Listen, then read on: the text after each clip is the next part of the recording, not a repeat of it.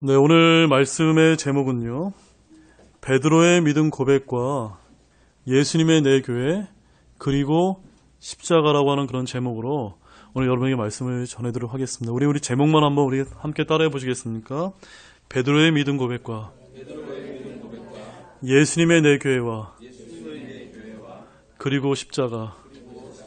네, 우리 하나님께서도 아버지 하나님, 아들 하나님, 성령 하나님 삼위일체이신 것처럼 오늘 제가 이제 여러분에게 전해드릴 이 말씀 역시도 세 가지를 지금 표현하고 있습니다. 우리가 구원받았음을 진실되게 고백하는 이 베드로의 믿음 고백과 또 예수님께서 피값으로 세우신 그 참된 내 교회와 그리고 우리가 그 내 교회에 속해서 어떻게 그러면 신앙생활을 하면서 승리의 삶을 사는지 그 중요한 열쇠가 바로 이 십자가에 달려있다고 하는 귀중한 말씀을 오늘 선포할 텐데, 오늘 이 말씀을 통해서 여러분이 하나님의 귀한 은혜를 받는 모든 분들이 되기를 원합니다. 지난주에 우리는 이제 예수님께서 시대의 표적들을 잘 분별하지 못하는 그런 위선자들을 책망하신 말씀을 저희들이 살펴보았습니다. 그 말씀을 통해서 오늘날 우리가 지금 이 시대가 왜 마지막 때에 가까운 시대인지를 또한 잘 분별해야 되는지 그 말씀들을 지난주에 우리가 상세하게 살펴봤습니다. 자, 오늘 본문 말씀은요, 우리가 그 시대를 잘 분별해야 하는 그 말씀들에 이어서 예수님의 수제자인 그 베드로가 왕이신 예수님에 대한 믿음 고백을 하는 그 말씀을 우리가 이제 보게 됩니다. 당시 이제 유대 사회를 이끌어가는 두 대표 그룹인 바리새인과 이제 사두개인들이 함께 와서 예수님을 이제 시험하는 어리석음을 우리가 지난주에 보았습니다. 그들은 유대 종교의 기득권 세력이었습니다. 반면에 예수님과 제자들은 그들과 달리 소수의 그런 그룹에 속해 있었으며, 또한 유대의 전통을 거부하고 하나님의 말씀을 온전히 전했던 그런 소수의 그런 무리라고 우리는 그렇게 이해할 수가 있습니다.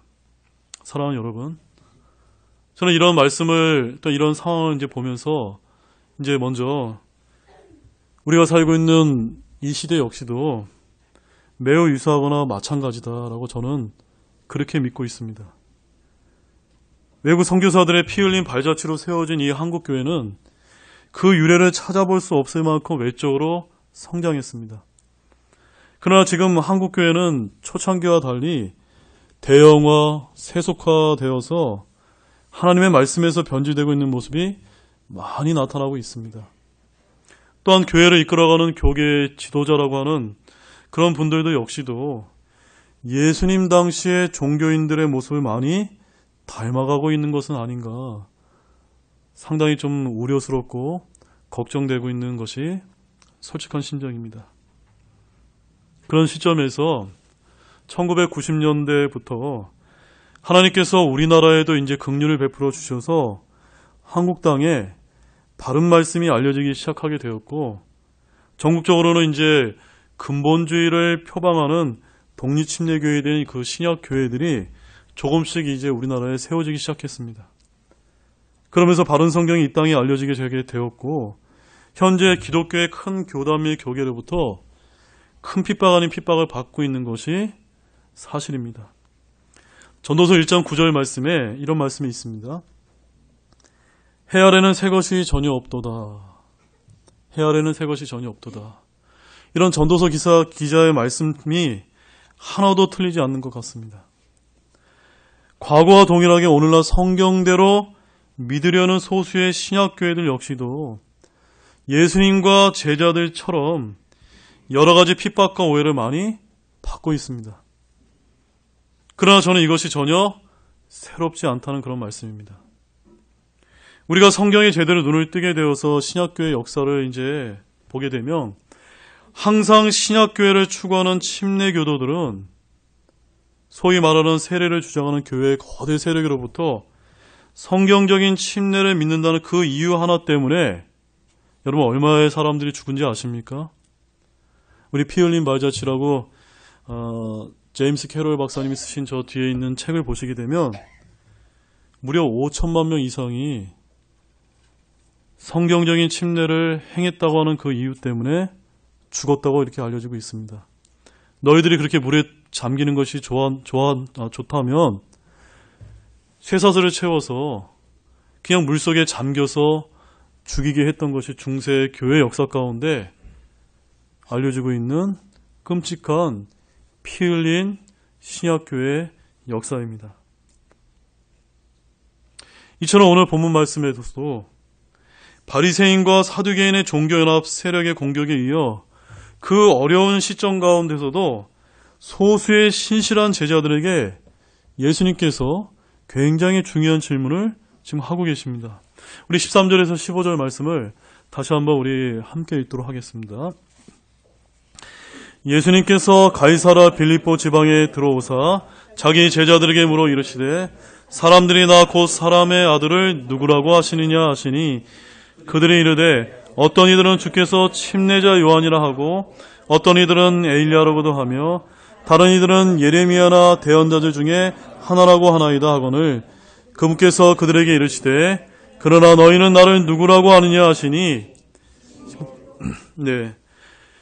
우리가 이제 읽었던 이 13절에 15절 말씀에 특히 여러분 맨 마지막 15절에 여러분 주목해서 보시기 바랍니다. 우리 예수님께서는 제자들에게 다른 사람들이 나를 누구라고 생각하느냐라는 것과 상관없이 그러나 너희는 나를 누구라고 하느냐라고 이렇게 물으시고 계십니다. 지금 우리가 제자들의 입장이 되었다고 한번 여러분 생각해 보시기 바랍니다. 제자들의 입장이었다면 참으로 이 질문은 이상한 질문이 아닐 수가 없습니다. 제자들이 어땠습니까? 모든 것을 포기했습니다. 가족도 버렸습니다. 그리고 제자들은 예수님을 따랐는데 지금 예수님께서는 그런 제자들을 향해서 너희는 나를 누구라고 생각하느냐라고 하는 이 질문이 그들에게 있어서는 굉장히 당혹스러울지도 모른다는 사실입니다. 여러분, 저도 여러분께 질문을 드립니다. 여러분 예수님을 누구라고 생각하십니까? 여러분 분명히 알고 계신가요? 또한 여러분 지금 다니고 계신 이 교회가 어떤 교회라고 여러분 생각하고 계시는가요? 밖에 있는 사람들이 뭐라 하든지 상관없이 지금 여러분들이 어떻게 생각하느냐, 저는 이것을 지금 예수님처럼 여러분에게 묻고 있는 것입니다. 당시 예수님께서는 그 어려운 핍박과 시험 가운데서도 자신을 믿고 잘 따라주었던 제자들에게 굉장히 지금 중요한 말씀을 지금 하고 계십니다. 그냥 자리나 하나 얻으려고 맹목적으로 따르지 말고 지금 너희는 나를 누구라고 하느냐라고 이렇게 질문하고 계십니다. 사람들이 누군가를 믿고 따르면 당연히 예수님이 누구인지를 알고 따르는 문제는 결코 가벼운 문제가 될 수가 없습니다. 역시 마찬가지로 저와 여러분들도 동일하다는 것입니다. 여러분은 예수님을 누구라고 생각하시는지요? 예수님께서 피값으로 사신 이 교회가 어떤 교회라고 여러분 생각하시나요? 지금쯤 우리가 이런 중요한 부분을 그냥 가볍게 간과하지 마시고 한번 곰곰이 생각해 보시는 그런 시간이 되시기를 바랍니다. 우리 시편 143편 5절 말씀 한번 찾아보시겠습니다. 시편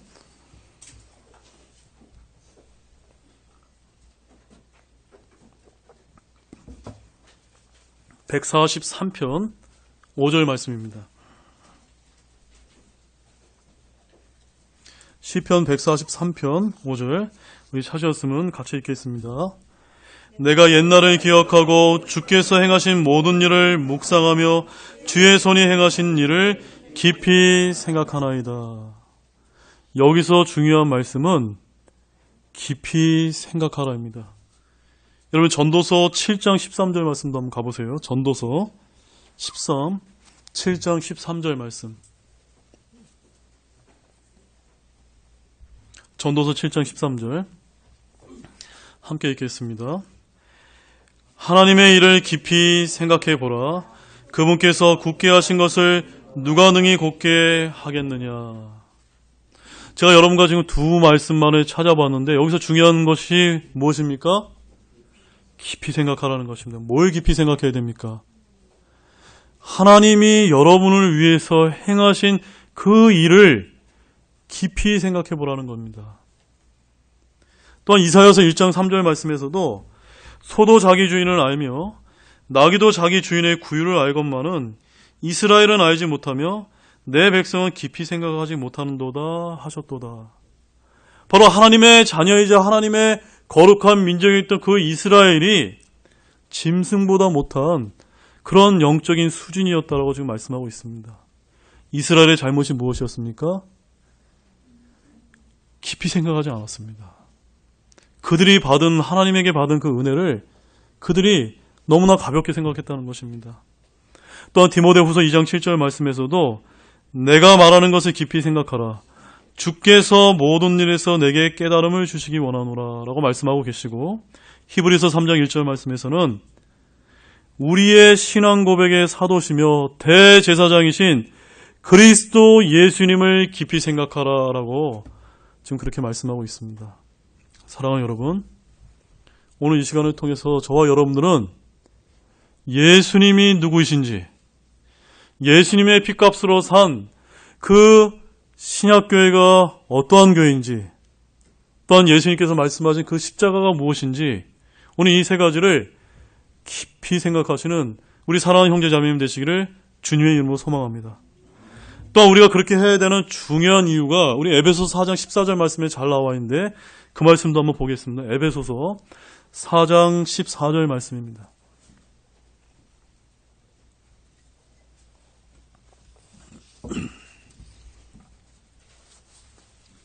에베소서 4장 14절 말씀이요.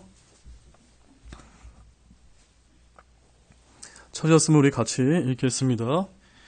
이것은 우리가 이제부터 더 이상 아이가 되지 아니하며 사람들의 속임수와 몰래 숨어서 속이려 하는 자들이 사용하는 간교한 술수로 말미암아 교리의 모든 바람에 이리저리 흔들려 밀려다니지 아니하고. 지금 우리가 살고 있는 이 세상은 과거나 지금이나 상관없이 사람들의 속임수와 몰래 숨어서 속이려 하는 간교한 술수가 참으로 많은 시대입니다. 또한 그러한 거짓 교사들이 가르치는 교리의 모든 바람에 이리저리 흔들려 밀려다니는 사람들이 얼마나 많은지 모릅니다. 제가 이번 주에 카톡방을 통해서 여러분에게 알려드렸죠? 요 제 집 앞에서 어떤 두 여자분이 6월절에 대해서 아십니까? 생명두세에 대해서 아십니까? 하나님의 어머니에 대해서 아십니까? 라고 하면서 하나님의 교회 안상홍 증인에서 나온 이단 종파에서 나온 분들이 열심히 전도지를 나눠줍니다. 또 여기 구청 앞에서는 저에게 지나가는데 신천지에서 나온 분들이 평화에 대해서 아십니까? 라면서 전도지 나눠줍니다. 얼마 전에 산에 올라갔더니 그 산 꼭대기에서도 여호와 증인들이 나와서 지금 그 전도지를 나눠주고 있습니다. 얼마나 많은 그런 이단 종파들이 우리를 속이기 위해서 이렇게 다니는지 모른다는 것입니다.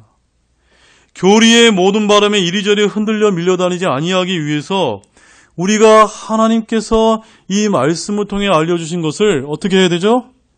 깊이 묵상하고 생각해야만 또 믿어야만 된다는 사실입니다. 저와 여러분들은 이러한 것으로부터 우리 스스로를 분명하게 지킬 수 있어야 하고 바로 서 있어야만 합니다.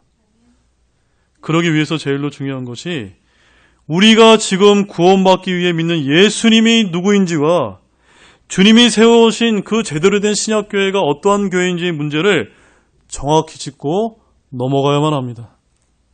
다시 우리 본문 15절 말씀으로 돌아가서 주님은 제자들에게 이렇게 묻고 계십니다. 그러나 너희는 나를 누구라고 하느냐라고 물으셨습니다. 그러자 전에 마태복음 14장에서 바다 위를 걸어오셨던 예수님이 보고 배에서 무모하게 뛰어내렸던 그 시몬 베드로가 먼저 나서서 지금 대답을 하고 있습니다. 뭐라고 대답합니까? 16절 말씀 같이 읽겠습니다. 시몬 베드로가 대답하여 이르되 주는 그리스도시요 살아계신 하나님의 아들이시다 하매. 베드로는 참으로 놀라운 믿음을 고백했습니다. 주는 그리스도시요 살아계신 하나님의 아들이시다라고 이렇게 고백했습니다. 저와 여러분도 우리의 죄 문제를 해결해 주시고 지옥이 아닌 셋째 하늘로 가려면 이 베드로처럼 믿음을 고백해야만 합니다. 오늘날 길거리에 나가서 여러분들 한번 전도지를 나눠주시면서 혹시 구원 받으셨습니까? 라고 이제 질문을 한번 던져보십시오. 제가 한번 던져본 결과 제일 많이 듣는 대답이 저 교회 다닙니다. 라고 이렇게 말합니다.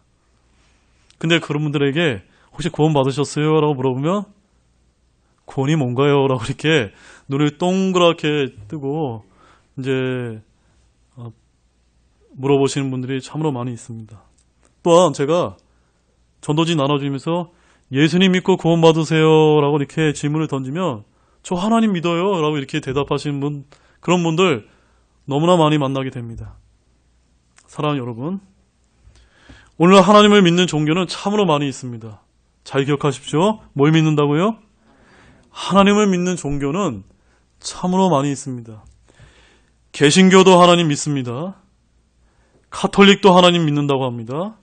심지어 이슬람교도 하나님 믿는다고 합니다. 물론 표현이 그들은 알라시라고 얘기하지만 또한 유대교도 모두 유일신 하나님을 믿는다고 그렇게 대답합니다.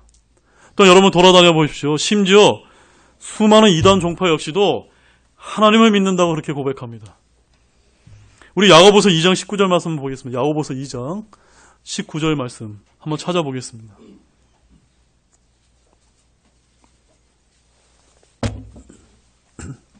야고보서 2장 19절 말씀. 야고보서 2장 19절 다 찾으셨습니까? 우리 같이 읽겠습니다. 내가 한 하나님이 계시는 줄 믿으니 잘하는도다. 마귀들도 믿고 떠느니라. 하나님이 한 하나님인 것을 믿는 존재들이 있는데 여기 누가 믿고 있다고 지금 말씀하고 있습니까? 마귀들도 믿는다는 사실입니다. 그러니까는 우리와 같은 이런 교회 그리스도인들만 하나님을 믿는 것이 아니라 마귀들도 믿고 있기 때문에 심지어 다르게 믿고 있는 여러 종교들을 해서도 나 하나님 믿어요 라고 이야기하는 것만으로는 구원받을 수 있습니까? 없습니까? 구원받을 수 없다는 것이, 그것은 참된 구원의 충분 조건이 안 된다는 것입니다. 성경의 가르침은 유일신이신 하나님을 믿는 것도 필요하지만 그것으로는 참된 구원을 받지 못한다라고 말씀하고 있습니다. 그러면 저와 여러분 어떻게 하면 우리가 구원을 받을 수가 있습니까? 우리 요한복음 14장 6절 말씀 보겠습니다. 요한복음 14장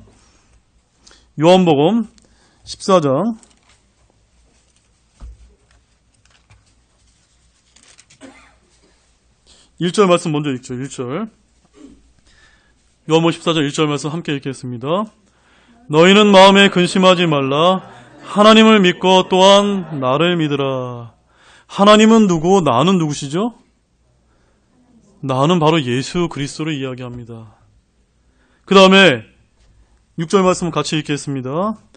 예수님께서 그에게 이르시되 내가 곧 길이요 진리요 생명이니 나를 통하지 않고는 아무도 아버지께 오지 못하느니라. 바로 여기에 해답이 있습니다. 예수님께서 참 하나님이시면서 이 땅에 인간의 몸을 입고 오신 이유는 죄들로 인해 분리되어 지옥의 멸망으로 가고 있는 저와 여러분들을 위해서 하나님 아버지께 갈 수 있는 그 다리, 즉 길을 놓으시기 위함이었습니다. 예수님 말이 곧 길이요 진리요 생명입니다. 그런데 그냥 길이 아닙니다. 그냥 진리가 아닙니다. 그냥 생명이 아닙니다. 우리가 지금 들려있는 영어 킹제임스 성경에 보면은 I am the way, I am the truth, I am the life라고 되어 있습니다. 이 말씀은 아버지 하나님께로 가기 위한 그 길과 진리와 생명은 하나밖에 없다는 말씀입니다. 그 길이며 그 진리이며 그 생명인데 그분이 누구십니까? 바로 예수 그리스도 뿐이라고 지금 말씀하고 있습니다. 삼위일체이시고 한 분이신 한 하나님을 믿어야만 될 뿐만이 아니라 그 하나님께서 보내신 아들 하나님이신 예수 그리스도가 우리의 죄들을 위해서 십자가에서 피 흘려 죽으시고 묻히시고 장사되시고 부활하신 그 복음을 있는 그대도 우리가 마음으로 믿고 입으로 시인하게 될 때 구원을 받는다고 로마서에서 그렇게 말씀하고 있습니다. 사랑하는 여러분, 여러분은 유일신 하나님을 믿고 또한 동시에 예수 그리스도의 나의 구원자로 개인적으로 영접해서 구원받으셨습니까? 오늘 본문에서 시몬 베드로의 이 놀랍고도 유명한 믿음 고백이 바로 그것을 명백하게 지금 증명해주고 있습니다. 16절 말씀에 주는 그리스도시요 살아계신 하나님의 아들이시니이다. 여러분은 예수님께서 살아계신 하나님의 아들이시자 주님이심을 여러분 믿으십니까? 베드로가 따라다녔고 믿었던 그 예수님은 그냥 인간이 아니십니다. 그리스도시요 살아계신 하나님의 아들로 분명히 믿고 베드로는 고백했다는 사실입니다.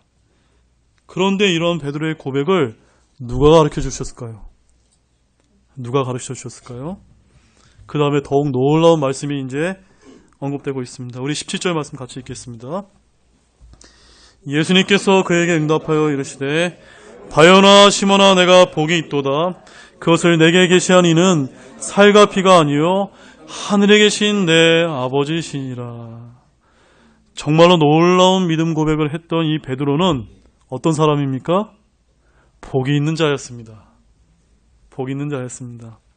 다른 누구도 아니고 예수님께서 바요나 시몬아 내가 복이 있도다 라고 말씀하셨기 때문입니다.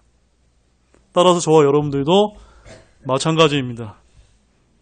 저와 여러분도 이 복 있는 자란 이야기를 들을 수가 있습니다. 어떻게 하면 되죠? 예수님을 믿고 구원받은 자들은 모두 복 있는 자들이기 때문입니다. 이것이 성경에서 말씀하시는 참된 복입니다. 이 복을 붙드시기 바랍니다. 그런데 베드로에게 이런 고백을 할 수 있도록 계시한 분이 계셨는데 그분이 누구신가요? 예, 맞습니다. 그것을 계시한 이는 살과 피가 아니요 하늘에 계신 내 아버지다. 아버지 하나님께서 이것을 계시해 주셨다라고 말씀하고 있습니다. 베드로는 자신의 노력으로 깨닫게 된 것이 아닙니다. 하나님의 은혜로 하늘에 계신 아버지께서 그 순간 계시해 주셨기 때문에 믿고 고백할 수 있었습니다. 그러므로 여러분에게도 같은 원리가 이제 적용될 수가 있습니다. 여전히 이 교회에 오시면서도 성경에 계시된 예수 그리스도가 누구인지 잘 모르시는 그런 분이 혹시 계시다면 어떻게 하면 되죠? 아버지 하나님께 기도하시기 바랍니다. 그럼 아버지께서 여러분에게 은혜를 베풀어 주셔서 계시해 줄 줄로 믿으시기 바랍니다. 결국 이러한 베드로의 믿음 고백을 들으신 후에 잘 들어보시오. 이러한 베드로의 정말 놀라운 믿음 고백을 들으신 그 시점 바로 이어서 더더욱 중요한 말씀을 지금 이어지는 말씀에서 예수님께서 선포하고 계십니다. 그 말씀이 이제 18절 말씀인데 우리 함께 읽겠습니다. 또 내가 내게 이르노니 너는 베드로라. 이 반석 위에 내가 내 교회를 세우리니 지옥의 문들이 그것을 이기지 못하리라. 카톨릭에 가보게 되면은 이 말씀에서 여기 나와 있는 이 반석을 지금 베드로라고 이제 해석을 해서 카톨릭의 초대 교황이 베드로라고 그들은 주장합니다. 그러면서 자신들이 진짜 교회다라고 이렇게 이제 거짓 가르침을 그들은 주장하고 있습니다. 완전히 거짓 가르침입니다. 여기서 이 반석은 베드로입니까? 아닙니까? 베드로가 아닙니다. 그럼 누굴까요? 고린도전서 3장 11절 말씀에 보면은 아무도 이미 놓은 기초 외에 능히 다른 기초를 놓을 수 없으니 이 기초는 곧 예수 그리스도시니라. 이 말씀처럼 이 반석은 기초이신 예수 그리스도를 말합니다. 또한 고린도전서 10장 4절 말씀에 모두가 같은 영적 음료를 마셨느니라. 그들이 자기들을 따라가던 영적 반석으로부터 마셨는데 그 반석은 그리스도였느니라. 바로 반석이신 분은 누구십니까? 예수 그리스도의 그 피 흘리신 피값 위에 세운 교회가 바로 내 교회다. 마이 철시라고 이렇게 말씀하고 있습니다. 중요한 건 베드로의 믿음 고백을 계시하시고 고백해 한 시점이지 베드로 자신이 아닙니다. 이 고백을 시점으로 해서 예수님께서는 내가 내 교회를 세우리니, 영어로는 I will build my church라고 미래형으로 내가 너의 고백을 들은 다음에 내 교회를 세울 것이다 라고 그 유명한 말씀을 여기서 선포하셨습니다. 사랑하는 여러분, 사랑하는 형제자매 여러분, 오늘날 교회들이 참으로 많이 있습니다. 그러나 우리는 교회 많고 적음이 중요한 것이 아닙니다. 주님께서 마태복음 16장 18절에서 말씀하신 이 선언 이후에 앞으로 세우실 그 내 교회, 마이 철치를 저와 여러분 주목해야만 합니다. 오늘날 너무나 많은 교회들이 이 주님께서 핏값으로 세운 내 교회의 모습에서 변질되어 버렸기 때문입니다. 주님이 친히 세우신 내 교회는 구약교회가 아니라 신약교회입니다. 제가 왜 구약교회라고 말씀을 드리냐면, 여러분 구약교회와 신약교회의 가장 대표적인 차이점이 뭔지 아십니까? 구약교회는 옛날에 그 이스라엘이 출애굽을 해서 하나님께 세우라고 하는 그 성막을 세워놓고 레위 지파에서 제사장들이 나와서 제사장들은 따로 그들은 구별되어서 하나님을 섬겼습니다. 그들은 애복과 여러 가지 다양한 다른 그런 성직 계급을 나타내는 다른 옷을 입고 하나님을 섬겼습니다. 그래서 그들은 성직자와 평신도를 가르고 있었습니다. 근데 예수님께서 지금 핏값으로 세우신 이 교회는 성직자와 평신도가 전혀 구분이 없다는 말씀입니다. 오늘은 여전히 구약식 교회를 추구하는 교회가 얼마나 많은지 모른다는 것입니다. 사랑하는 여러분, 교회가 그리스어로 뭔지 아십니까? 에클레시아라고 합니다. 한번 따라해 보시죠. 에클레시아. 이것이 그리스어로 에클레시아인데, 이 에클레시아라고 하는 뜻은 뭐냐면요, 불러내어 따로 모인 무리, 즉 구별된 믿는 자들의 모임이라는 말씀입니다. 그렇게 교회는 건물이 아닙니다. 베드로의 믿음 고백처럼 예수님을 살아계신 하나님의 아들이요 그리스도라고 믿고 구원받은 성도들이 한 지역에서 구별되어 모일 때 그것을 지역교회다라고 그렇게 성경은 우리는 말씀하고 있는 것입니다. 그것이 신약교회이고 주님이 세우신 내 교회입니다. 즉 건물이 아니요 형제 자매라고 불리는 성도로 구성된 유기체적인 공동체가 교회라는 것을 여러분 알고 계십니까? 이 건물이 아닙니다. 모여있는 구원받은 여러분들이 교회라는 것입니다. 그런데 교회를 하나님의 성전이니 왕국회관이라고 부르는 곳이 얼마나 많은지 모릅니다.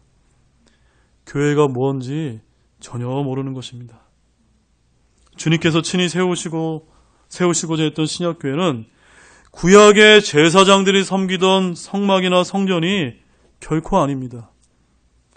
성경이 말씀하시는 주님의 내교이자 신약교회는 몇 가지 특징이 있는데 제가 나눠드린 여러분 유인물 4페이지를 한번 보시기 바랍니다. 4페이지를 보시게 되면 이건 제가 쓴 것이 아니고요. J.M. 캐럴 목사님께서 쓰신 그 피 흘린 발자취에 나와 있는 그 특징을 제가 여러분에게 좀 말씀을 드리고자 합니다. 첫 번째 특징이 뭐가 있습니까? 교회의 머리와 창설자가 누구냐는 겁니다. 바로 예수 그리스도만이 명령을 주시는 분이고 교회는 다만 실행기관일 뿐이라는 것입니다. 그래서 우리는 지금 우리 교회 위에 다른 게 뭐가 있습니까? 없습니까? 없습니다.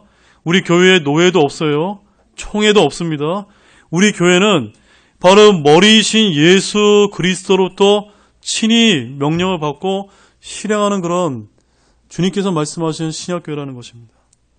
또한 두 번째 뭡니까? 따라해 보겠습니다. 교회의 믿음과 실행의 유일한 법은 무엇입니까? 성경뿐이라는 것입니다. 성경은 하나님의 영감으로 기록된 것으로 오류가 없이 완전하게 우리 손에 보존되어 왔습니다. 이것을 믿으십니까? 세 번째 특징은 뭡니까? 교회의 제도를 말하는데 교회의 제도는요, 회중적이고 모든 회원이 평등하다는 것입니다. 구원받았다면 평신도와 성직자가 따로 나눠져 있는 것이 아니라 여기서 이 목회자의 직무를 감당하는 저 역시도 예수님의 핏값으로 구원받은 한 형제라는 것입니다. 형제님이요 자매님이란 이 호칭이 성경에서 말씀하시는 가장 위대한 호칭이라는 것을 여러분 믿으시기 바랍니다. 또한 다섯 번째 특징은 교회 규례인데 믿는 자의 침례와 이에 따라 오늘 우리가 오전에 했던 주의 만찬 이 두 가지만을 성경에서 말씀하고 있습니다. 여섯 번째 특징은 뭡니까? 교회의 직분인데 목사와 집사뿐이다라고 말씀하고 있습니다. 여러분 이 말씀을 좀 추가적으로 한번 보겠습니다. 디모데전서 3장 한번 보겠습니다. 디모데전서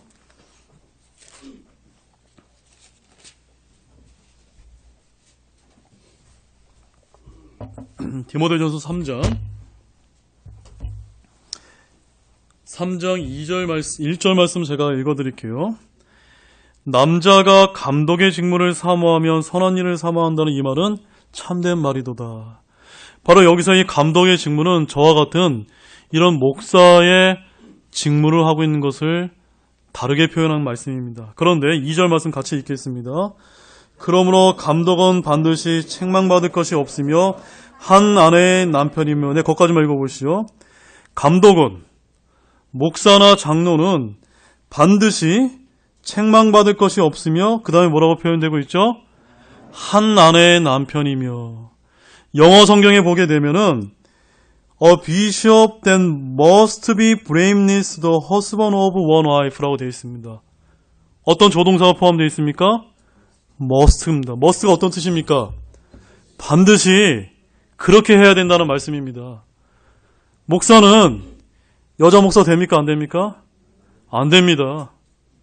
성경에 의하면 결혼한 형제가 여기 이제 여러분 5절 말씀을 보세요. 남자가 자기 집을 잘 다스리지 못하면 어찌 하나님의 교회를 잘 돌볼 수 있으리요. 건강한 가정을 꾸리면서 자신의 가정을 잘 돌보는 그런 형제들 가운데 초신자도 안 됩니다. 그런 형제 중에 신실한 형제를 목사의 직무로 세워야 된다라고 성경은 반드시 그렇게 표현하고 있습니다. 또 여러분 집사 어떻습니까? 집사는 왜 12절 말씀 보세요. 12절 말씀 함께 읽겠습니다. 집사들은 한 아내의 남편이 되어 자기 자녀들과 자기 집을 잘 다스릴지니라. 집사 역시도 어떻습니까? 한 아내의 남편이 되어. 그러니까 집사는 어떤 분들만 돼야 됩니까? 예, 결혼한 형제님들만 우리가 집사가 될 수가 있다는 말씀입니다. 이것이 성경에서 말씀한 유일한 말씀입니다. 남자 목사와 남자 집사. 오늘날 이제 저희 교회처럼 이런 성서침례교회가 이런 근본적인 이 신학교의 모델에 따라서 60년 동안 줄거 이렇게 저희들이 믿어왔는데 한 10여 년 전에 우리도 이제 장로교회처럼 다른 감리교회처럼 우리 여자 집사 한번 세워봅시다 라고 해서 성서침례교회 좀 두 개로 갈라지게 되었습니다. 자꾸 하나님의 말씀에서 이렇게 이탈해 가고 있는 것입니다. 일곱 번째 특징은 뭡니까? 일곱 번째 특징은 교회의 사명. 사람들에게 구원을 얻게 하고 그들에게 침례를 베푸며 그들을 가르치는 것입니다. 이건 마태복음 28장 19절과 20절에서 예수님께서 하늘로 올라가시면서 지금 제자들에게 하신 명령입니다. 여덟 번째, 교회의 독립성입니다. 교회의 독립성이라는 건 다른 것이 아닙니다. 옛날에 천주교가 중세 암호 시대 동안 그렇게 많은 잘못된 그런 말씀을 가르치고 그리고 그 천주교로부터 분리되어서 마틴 루터의 종교교회를 통해서 나온 그 그룹이 개신교라고 하는 교회들입니다. 그런데 그 개신교 역시도 루터를 필두로 해서 독일에는 독일교회, 영국에는 영국교회 이런 식으로 국가교회가 세워졌다는 것입니다. 여러분 국가교회가 뭡니까? 아이가 태어나면은 내 의지와 상관없이 나는 루터교회 교인이 되고 영국의 성공의 교인이 된다는 것입니다. 이것이 국가교회입니다. 그래서 그 국가교회의 폐해 때문에 청교도들과 미국의 수많은 침례교들이 미국에 가서 신앙의 자유 가운데 국가와 교회는 분리되어야 된다고 해서 그 독립적인 교회를 세운 것이 지금 오늘날 지금 우리가 하고 있는 그 독립침례교회의 그 정체성이라는 것입니다. 사랑하는 여러분, 이러한 신학교의 원리를 여러분 온전히 알고 계셨습니까? 우리 교회가 왜 장로교회, 왜 감리교회, 왜 성교회가 아닌 근본주의 독립침략인을 표방하는지 정확히 성경 말씀을 통해서 모르셨던 분이 계시다면 오늘 이 시간을 통해서 꼭 알고 다니시는 저와 여러분 되시기 바랍니다. 우리가 이렇게 왜 성경적인 좁은 길을 가는 이유는 주님이 세우시고자 하셨던 그 신약교회의 순수성과 정체성을 지키기 위함입니다. 신랑이신 예수님께서 곧 다시 오셔서 신부인 우리를 데리러 오실 때 우리는 어떻게 남아 있어야 될까요? 순결한 한 처녀로 남아 있어야만 됩니다. 우리 그 말씀도 한번 보겠습니다. 고린도 후서 11장 2절 말씀입니다. 고린도 후서 11장 2절.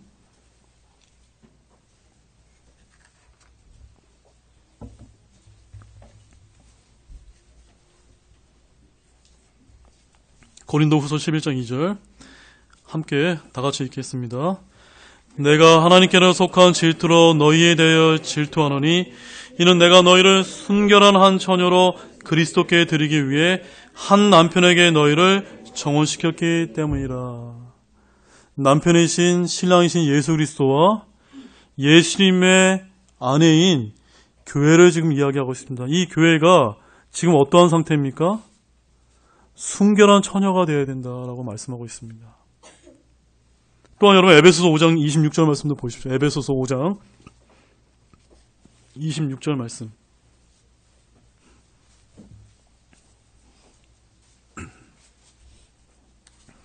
에베소서 5장 26절 우리 찾아서 함께 읽겠습니다. 이것은 그분께서 말씀을 통해 물로 씻음으로 교회를 거룩히 구별하고 정결하게 하려 하시며. 사랑하는 여러분, 그러므로 주님께서 피값으로 세우신 그 신약교회이자 내 교회인 그 신약교회의 정체성과 순수성을 지키기 위해서 우리에게 어떻게 하면 그렇게 지킬 수 있습니까? 말씀의 물로 깨끗이 씻어야만 됩니다. 깨끗이 정결하게 해서 순결한 한 처녀로 예수님께서 곧 오실 때 우리는 그런 모습으로 주님 앞에 선보여야만 됩니다. 그런 신부를 우리 주님께서는 기뻐하십니다. 이것을 믿으십니까? 자, 이제 마지막으로 이제 한 가지 더 중요한 말씀을 살펴볼 것이 남아 있습니다. 우리 본문 21절에서 23절 말씀입니다. 굉장히 중요한 말씀이니까 여러분 잘 들어주시기 바랍니다. 함께 읽겠습니다.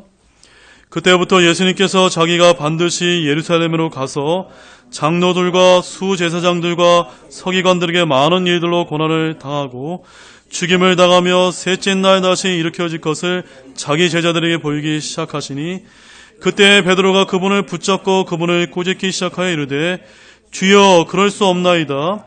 이 일이 결코 주께 임하지 아니하리다 하거늘 그분께서 돌이키사 베드로에게 이르시되 사탄아 너는 내 뒤로 물러가라. 너는 내게 실족거리니라. 내가 내 하나님에게서 난 일을 좋아하지 아니하고 사람들에게서 난 일들을 좋아하는도다 하시니라. 자, 이 말씀 여러분 주의해서 보셔야만 됩니다. 지금 공간복음 전체적으로 봤을 때 처음으로 예수님께서 내가 십자가에서 죽으실 것을 말씀하시고 내가 다시 부활하게 될 것을 처음으로 지금 예수님께서 21절에서 제자들에게 지금 말씀하고 계십니다. 그래서 21절 말씀이 굉장히 중요한데 지금 22절 말씀에서 지금 베드로가 뭐라고 얘기하고 있습니까? 주여 그러할 수 없나이다. 이 일이 결코 주께 임하지 않는다? 임하지 아니합니다. 왜 베드로가 왜 이렇게 얘기했습니까? 예수님을 너무나 사랑하기 때문에 조금 전까지는 하나님 아버지께서 계시해 주셔서 주는 그리스도시요 살아계신 하나님의 아들이라고 아주 멋지고 참된 고백을 했던 이 베드로가 지금 여기서는 어떤 지금 고백을 하고 있습니까? 바로 사탄의 철학이자 지옥의 철학을 고백하고 있다는 사실입니다. 문자 그대로 이해하면 이런 뜻입니다. 예수님 자신을 보존하셔야만 됩니다. 예수님 쉬운 길을 택하셔야만 됩니다. 예수님 십자가를 져서는 안 됩니다. 이처럼 지옥의 철학은 십자가를 피해가도록 부추긴다는 사실입니다. 그러나 십자가는 어떤 것입니까? 저와 여러분의 구원을 위해서 매우 중요하다는 말씀입니다.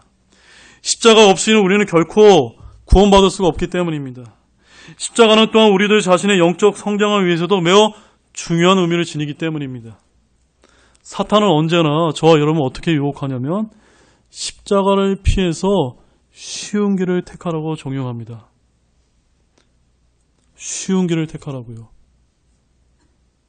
저렇게 많은 교회들이 있는데 왜 너희들만이 성경적으로 맞다고 얘기하면서 그렇게 핍박받으면서 좁은 길을 걸어가려고 하느냐.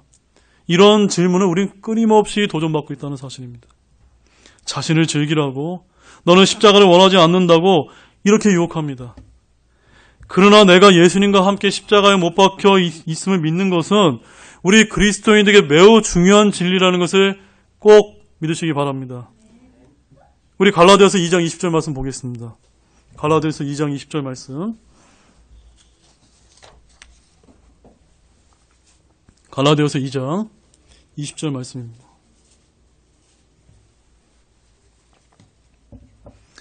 같이 읽겠습니다. 내가 그리스도와 함께 십자가에 못 박혀 있으나 그럼에도 불구하고 사노라.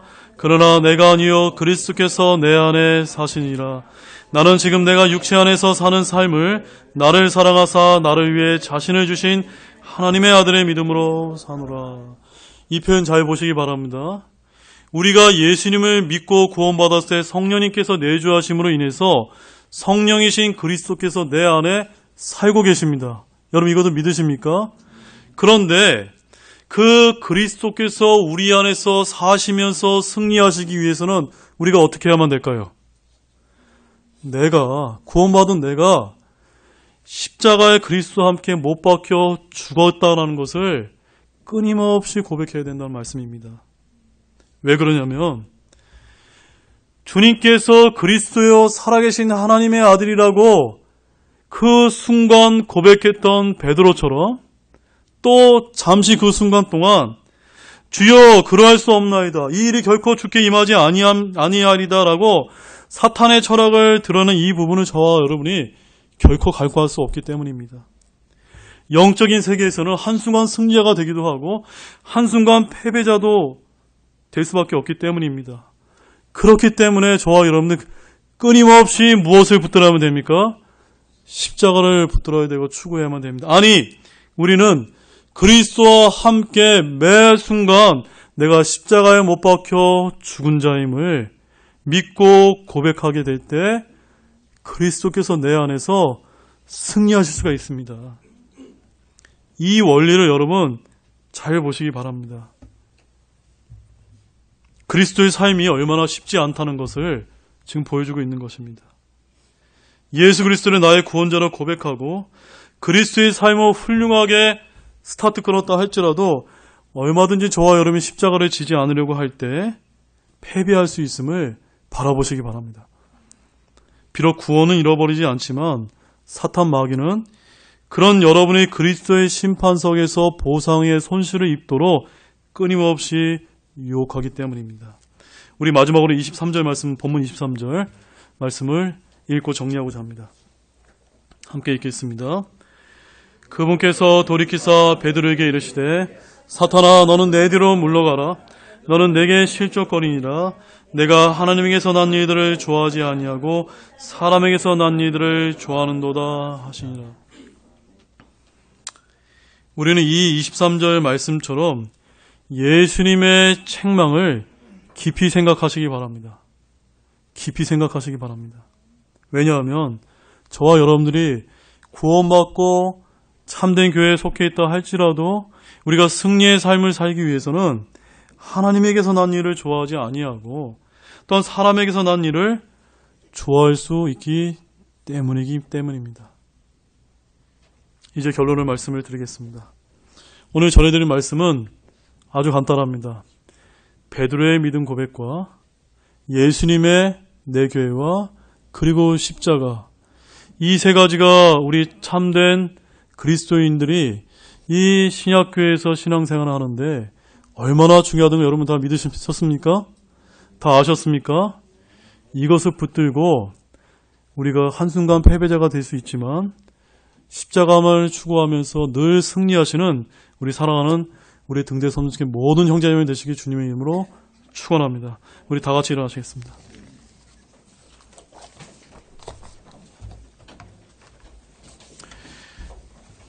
우리 잠시 기도하는 시간을 갖도록 하겠습니다.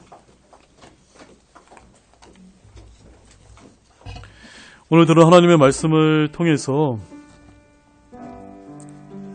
성령 하나님께서 여러분의 마음 가운데 말씀의 빛을 비추어 주었다고 저는 믿고 있습니다. 오늘 들은 말씀을 통해서 여전히 내가 구원받지 못했다고 확신하지 못하는 분이 있다면 예수님을 믿고 구원받게 해달라고 아버지 하나님께 간구하시기 바랍니다. 그 다음에 이미 구원받으신 분이 계시다면 주님의 참된 신약교회가 무엇인지 더더욱 분명하게 깨달아서 참된 십자가의 길을 걸어가게 해달라고 주님께 기도하는 여러분들 되시기 바랍니다. 기도하시겠습니다.